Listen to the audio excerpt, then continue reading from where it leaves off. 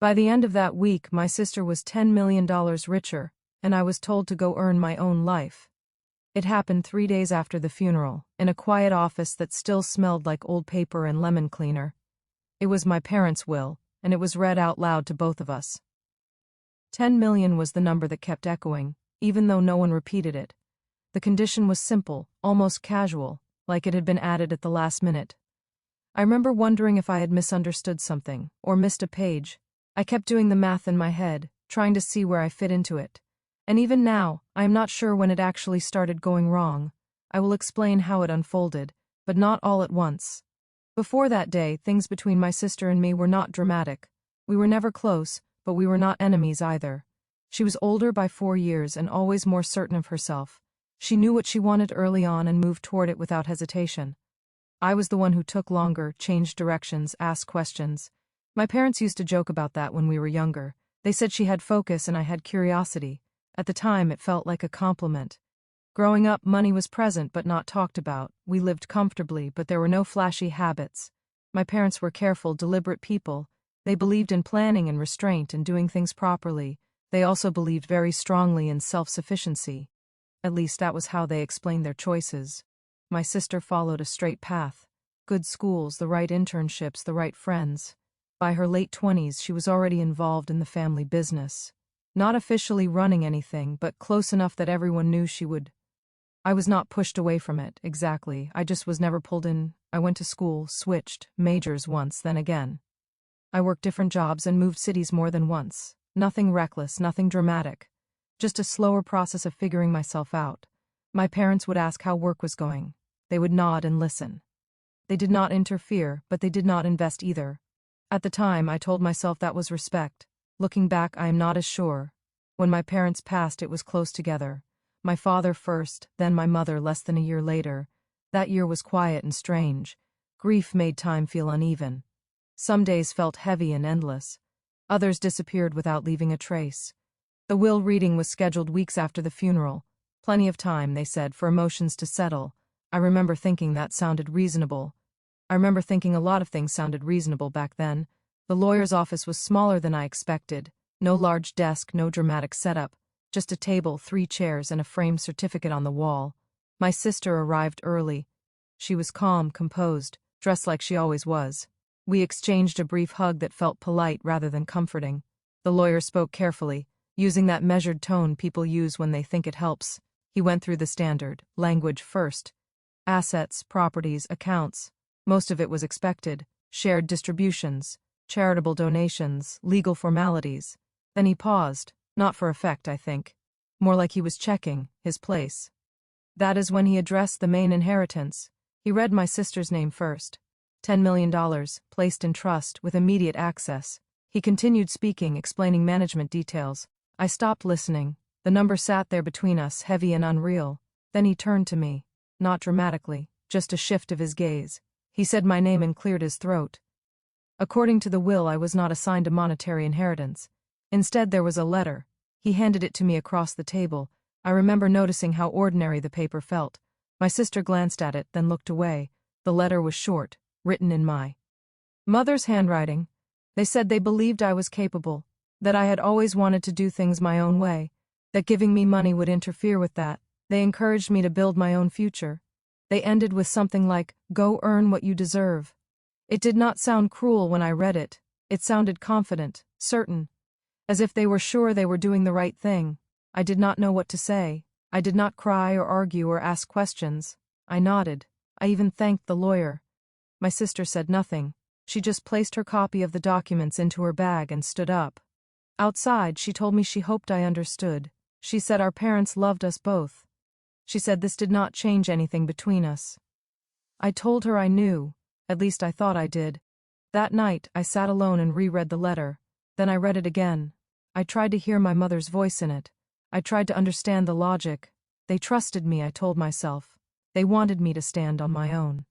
That sounded reasonable. But something about it did not sit right. Not emotionally. Mathematically. 10 million on one side. A handwritten note on the other. I kept thinking there had to be more. Some condition I had not heard yet. Some future distribution. But there was nothing else.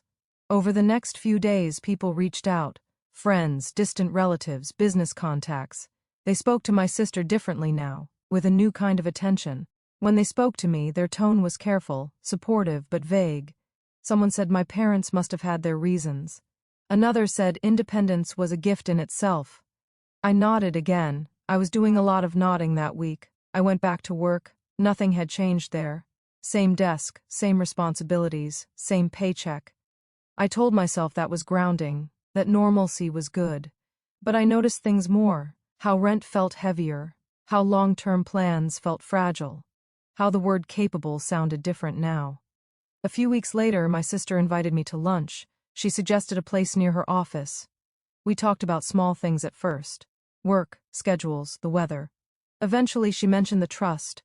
She said she was thinking of expanding the business, investing, restructuring, modernizing. She said she felt pressure to do something meaningful with the money. I listened. Then she asked what my plans were. I hesitated. I said I would figure it out. She smiled and said that sounded like me. She did not offer help. She did not need to. The expectation was already clear. After that, the distance between us grew quietly. Not through arguments, through logistics. She became busy. I became invisible. Months passed. The will faded from conversation but not from consequence. I took on more work. I delayed decisions. I questioned things I had never questioned before, not because I felt wronged, but because I felt measured, as if my life had been assessed and assigned a different value. I did not resent my sister. Not exactly. I resented the certainty, the assumption that one of us needed help and the other needed motivation. Sometimes I wondered if I had unknowingly proven their point. Other times I wondered if the point had been decided long ago. There was one moment, months later, that I did not expect. A casual conversation with someone who had known my parents professionally. They mentioned something about the business transition. They asked if I had opted out voluntarily. That question stayed with me. Because I had never opted out. I had simply never been invited in. That was the first time I considered that the will was not a sudden decision. It was the final step in a long pattern. And once I saw that, it became harder to unsee. Still, I did nothing. No confrontations, no demands. I kept working, kept building something small and uncertain. I told myself that was enough. But I also kept the letter, folded neatly, tucked away, not as as a reminder, because whatever their intention was, the outcome was real, and it was not finished shaping my life yet. That part took longer. After the will reading, life did not break apart the way people expect it to in stories like this. It narrowed. That is the best way I can explain it. Things kept moving, but the space around each decision felt tighter. Every choice seemed to come with weight it did not have before. I stayed in the same apartment for a while.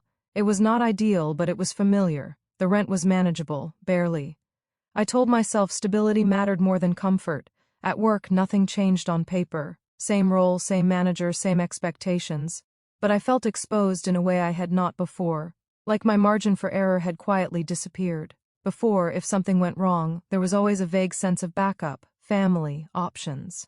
Now, that safety net felt imaginary. No one had taken it away explicitly. It just was not there. I started noticing how often people assumed help existed somewhere off-screen. Coworkers talked about family loans, inheritances, fallback plans. I listened more than I spoke, not because I was ashamed, because explaining felt complicated. When people asked how I was doing after everything, I said I was fine. That answer covered more than it explained. My sister and I texted occasionally. Short messages. Neutral updates, no mention of money, no mention of the will. She sent photos from trips related to work, conferences, meetings, dinners. Everything looked polished, intentional. I told myself she had earned her place. That belief made things easier, at least at first. Around 3 months after the will reading, the first practical consequence hit. My landlord raised the rent. Not dramatically, but enough to matter. I sat at my kitchen table with the notice in front of me and did the math. Again, I cut back on small things, canceled a subscription, stopped eating out. Nothing dramatic, just adjustments. I told myself this was adulthood, that plenty of people lived like this, which was true, but it still felt different now. Because the contrast existed, because somewhere nearby $10 million existed in my sister's name. I did not think about it all the time. But it hovered, like background noise. I started looking for better work. not a dream job, just something with more stability. I sent out applications quietly, did interviews during lunch breaks, told no one. Every rejection felt sharper than it used to, not because it threatened my ego, because it threatened my timeline. I became more cautious, less willing to take risks. That was new for me. I used to be the one who experimented, who tried things. Now I found myself choosing the safest option available. That shift bothered me more than the money. Around that time, my sister asked if we could meet again. She wanted to talk about the family house. Our childhood home had been sitting empty since our parents passed. She said maintaining it did not make sense. She proposed selling it, splitting sentimental items, handling things cleanly. We met at the house. Walking through it felt strange, like stepping into a paused version of my life. Everything was the same but emptied of purpose. We moved room to room. She took notes on her phone. I touched things without thinking. A shelf, a chair, the kitchen counter. When we sat down, she explained her plan: sell the house, invest the proceeds back into the trust. She asked if I wanted anything specific: furniture, objects, memories. She was being practical, not unkind. I asked for a few small things: a clock, some books, nothing valuable. She nodded and wrote them down. Then she said something that caught me off guard. She said our parents had worried about me, not in a dramatic way, more like an aside. She said they had discussed it with her. Their concern was that money would make me complacent, that I might stop pushing myself. I did not argue. I did not even respond right away. I was trying to understand what she was telling me. This was not about punishment, it was about fear. Fear dressed up as guidance. That realization did not hurt. It clarified. We finished sorting the house quietly. When we parted, she hugged me, a little longer than usual. She said she hoped I was okay. I said I was managing. That word became my default. Managing. The house sold faster than expected. The money moved where it was supposed to. I watched the process from a distance, like someone reading a summary of a decision already made. I did not receive anything from the sale. That had been clear from the start. Still, watching the numbers shift felt surreal. That house represented years of family life. It converted into digits and disappeared. Around the same time, I finally got an offer: a job in a different city, better pay, longer hours, more responsibility, not exciting but solid. I accepted without hesitation. Moving costs were tight but manageable. I packed carefully, left behind anything unnecessary. It felt like shedding weight. The new city was louder, faster, no history. That helped. No one there knew my parents, or my sister, or the will. I was just another person starting over. Work consumed most of my time. That was intentional. I liked having an excuse not to think. Evenings were quiet. I cooked, read, slept.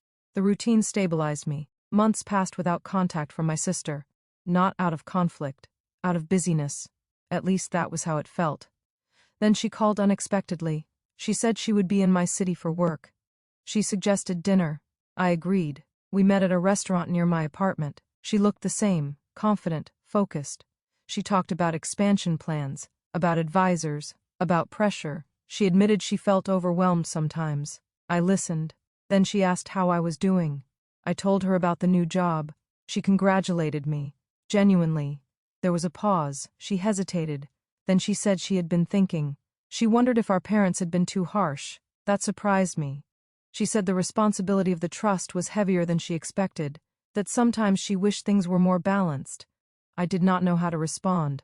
Part of me wanted to say something sharp, part of me wanted to reassure her. Instead, I said I was glad she was thinking about it. We did not go deeper than that. When we said goodbye, she mentioned she might help me someday. Not now, someday.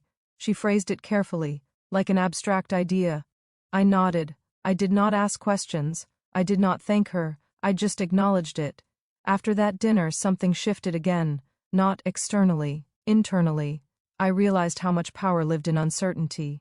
The maybe, the someday, it kept me suspended, waiting without asking. I did not like that feeling. Over the next few months, I focused harder on my own footing. I took on extra projects, saved aggressively, built a small emergency fund. Nothing impressive, but mine. I stopped expecting anything else. That decision felt like relief. Then, unexpectedly, the letter came back into my life, not physically, conceptually. I was applying for a long-term lease. The paperwork asked about assets, emergency contacts, financial backing. I filled everything out honestly. When I reached the section about family support, I paused. I realized I could not list it. Not truthfully. That was the moment it fully settled. I was on my own, not tragically, not heroically, just factually. That clarity changed how I moved through the world. I stopped interpreting silence as possibility. I stopped framing struggle as a test. It was just reality. I adjusted accordingly. My relationship with my sister became lighter after that. Less loaded. We spoke occasionally. Shared updates. Nothing transactional. She stopped offering hypotheticals. I stopped expecting them. At work, I gained confidence. Not because I felt validated. Because I knew my limits. I knew what failure would cost. That knowledge made me precise, careful, reliable. People noticed. Opportunities followed slowly, earned, not gifted. I did not feel proud, I felt steady. One evening, almost a year after the will reading, I reread the letter again. This time it sounded different. Not like encouragement. Not like rejection. Like distance. Like a document written by people who thought they understood me, but did not want to keep learning. That realization was quieter than anger, but heavier. I folded the letter and put it back. I did not tear it up. I did not keep it close either. It became part of the past, not a wound, a reference point. By then, my life had taken shape in a way that did not rely on revision. I was not waiting anymore, and that, more than anything else, changed how the story continued. The second year after the will reading was quieter than the first, but it carried more weight. Not because anything dramatic happened, because nothing did. Life settled into a shape that no longer felt temporary. I stayed in the new city, renewed my lease, kept the same routine. Work, home, sleep, repeat. That repetition used to scare me. Now it felt like structure, something I could rely on. I was promoted once, modestly, more responsibility, slightly better pay. Enough to breathe a little easier, not enough to relax. I learned to live in that middle space, careful but not desperate. My sister and I spoke less often, not out of tension, out of distance. Her world was expanding, mine was stabilizing. Different directions, different speeds. When we did talk, it was polite, updates without depth. We avoided the past without agreeing to do so. It just stayed untouched between us. There were moments when it resurfaced, a headline about wealth management, a comment from someone who knew my family, a casual question that landed wrong. Each time I felt a flicker of something, not anger, recognition, the knowledge that my life had been divided into before and after without my consent. What surprised me was how little resentment remained. I had expected it to grow, to harden. Instead, it thinned out, not because I forgave, because I adjusted. I stopped measuring my progress against a version of life that was never offered to me. That shift did not happen all at once. It came through small, practical moments, like choosing a car I could afford without stretching, like turning down an opportunity that paid more but required constant travel, like saying no without explaining myself. Each choice reinforced the same truth. This was my lane now. One afternoon, my sister called unexpectedly, no warning, no context. She sounded tired, not distressed, just worn down. She said she needed advice. That alone caught my attention. She talked about pressure, about expectations she had not anticipated, about how every decision now felt amplified, advisors watching, family opinions resurfacing, public perception. She said sometimes she missed being invisible. I listened, I did not interrupt. When she finished, there was a pause. She asked how I handled it. That question stayed with me, because the answer was simple. I told her I did not have a choice, that invisibility had become my default, and that once I accepted it, it stopped feeling like loss. She did not respond right away. When she did, she said she envied that. Not my situation, my clarity. We ended the call without resolving anything. But something shifted after that, not in our relationship, in how I saw it. I realized we were both living inside consequences shaped long before that office, that letter, that number. She had inherited responsibility. I had inherited absence. Neither of us had designed it. Understanding that did not equalize things, but it softened the edges. Later that year, I faced a decision that forced everything into focus. My job offered relocation, another move, another reset, higher pay, more visibility, less stability. I spent nights weighing it, not emotionally, logistically. What could I afford to lose, what I needed to protect? I realized how different my thinking was now. Every decision ran through the same filter. Would this put me back in a waiting position? Would this make me dependent on an outcome I could not control? When I saw that clearly, the answer followed. I declined the offer. My manager was surprised. He asked if money was the issue. I told him it was direction. That was the truth. Staying put felt like commitment, not settling, choosing. Around that time, the family house was mentioned again, not the house itself, the land. There were plans to redevelop the area.